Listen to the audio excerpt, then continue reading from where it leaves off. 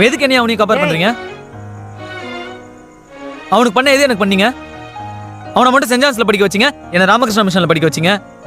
இன்டர்வியூல வந்து பாருங்க 4 வார்த்தை சேர்ந்தா மாதிரி இங்கிலீஷ் பேச எவ்வளவு கஷ்டப்படுறேன்னு. வேலை கிடைக்கலன்னா எப்படி கிடைக்கும்? என்னால ஒரு பிரசன்டேஷன் கூட ஒழுங்கா பண்ண முடியல. அப்ப என்கிட்ட அவ்வளவுதான் வசதி இருந்துச்சு. அதுக்கப்புறம் துறையா இங்கிலீஷ்ல மாத்துனீங்கல்ல, என்னையும் மாத்திருக்கலாம்ல. ஏன் மாத்தல?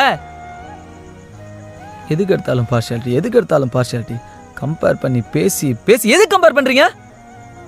பேர்ல கூட அவருக்கு மட்டும் ஹீரோ பேரு கார்த்திக், எனக்கு மட்டும் வில்லன் பேரு ரகுவரன்.